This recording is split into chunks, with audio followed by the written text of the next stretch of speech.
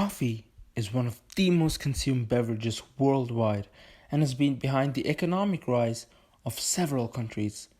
Let us take a look at one such country that has profited a lot from coffee plantations: Brazil.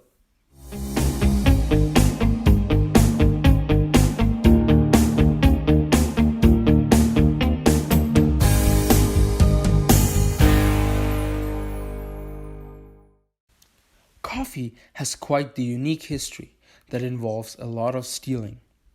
It started with the Dutch, who stole it from the Arabs and brought the coffee plant to Europe. From there, they gifted it to the French. In France, it was stolen by a Frenchman and brought to South America. Now, Brazil didn't have these coffee seeds and wanted to take part in this new movement. So in 1727, Brazil sent a governor to French Guiana. Using his good looks and seducing skills, he managed to sneak some coffee seeds back and thus started Brazil's coffee plantation. But the plantations only really started to pick up momentum after 1822, when Brazil gained independence. Now, by 1820, in the 20s, Brazil was exporting about 20% of the world's coffee. And in just a little over a decade, Brazil became the world's largest coffee producer. Brazil's growth didn't happen steadily, but came in two waves.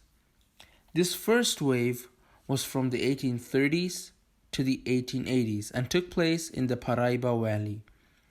The Paraíba Valley coffee plantations relied exclusively on slave labor, and this allowed them to experience a sort of golden age.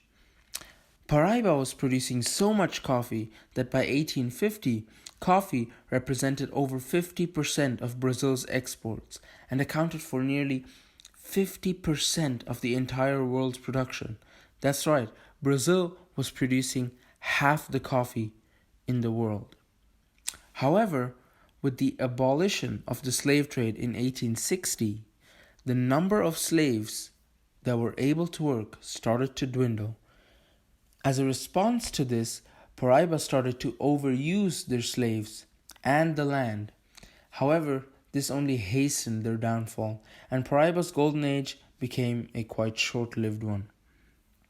However, worldwide appetite of coffee showed no signs of decreasing, and as Paraíba was going under, coffee plantations in western Sao Paulo were booming. Now, western Sao Paulo was also using slaves, but after the abolition of the slave trade, they realized that instead of overusing them, they could also rely on immigrants, primarily from Europe.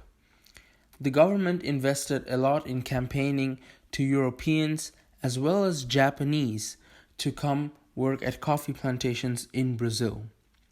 This second boom lasted from the 1880s to the 1930s and corresponded to a period in Brazilian politics called café com leite, or coffee with milk.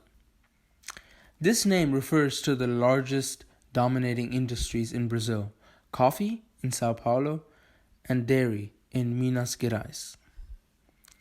Between 1886 and 1934, 4.1 million immigrants entered Brazil, and more than half of them went to western Sao Paulo to work in coffee plantations. While most of these workers were either enslaved or free black men, there was a big increase in Italian, Spanish, and Japanese immigrants. To transport the coffee beans from the plantations to the ports so that they could be shipped, an extensive railway system was built. This also provided essential internal transportation, and coffee production was flourishing. It increased fivefold between 1890 and 1907, and much of it came from Sao Paulo. Sao Paulo, in fact, was producing so much coffee that the port of Santos replaced Rio de Janeiro as Brazil's principal coffee exporter. Now, these massive exports brought in a lot of money for Brazilian plantation owners, and this led to a planter class of coffee barons who managed to eventually replace the sugar aristocracy of the Northeast. They grabbed the majority of powerful positions among Brazil's elite. This new coffee-based ruling class was the first modern Brazilian capitalist class to pursue profit maximization through the rational introduction of innovative production techniques and machinery. By the early 20th century, coffee became a predominant factor of the GDP and gave the growers and exporters major political roles. In February of 1906, overproduction of coffee had decreased the prices, and the government started to control the price by buying abundant harvests and selling it at the international market at a better opportunity. This scheme was known as the valorization scheme, and while it did result in a temporary rise in the price and promoted the expansion of coffee production, this scheme led to a global oversupply of coffee, and the effects that came during the crash of the Great Depression in the 1930s were felt much more stronger. During this Great Depression, the Latin American governments abandoned the gold standard and devalued their currencies in an attempt to increase exports. There was a sharp decline in imports as well.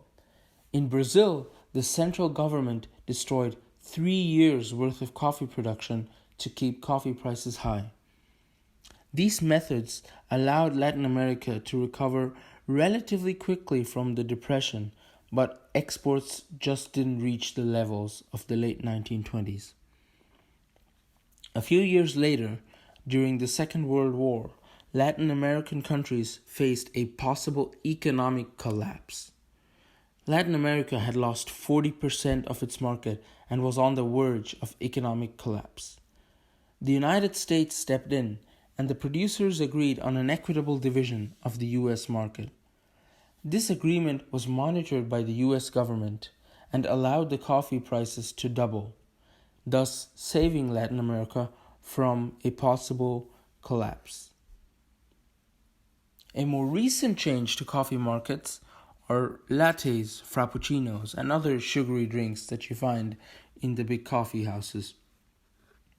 While traditional coffee, like a cappuccino or an espresso, use Arabica beans, which have a high quality, a very good taste, but a lower caffeine content, these sugar drinks use cheaper coffee beans called Robusta. Now these beans have a lower quality, but they have a higher caffeine content. And since they are cheaper, the farmers that plant these earn less money. These cheaper beans really hurt the Latin American economy. With coffee prices increasing over the years, the number of coffee producing countries has increased sharply over the past few decades. To find out how climate change will affect coffee production, coffee prices, and the economies of coffee producing countries, stay tuned for the video on coffee and sustainability. Thanks for watching this video. If you enjoyed it, please drop a like and subscribe. Until next time.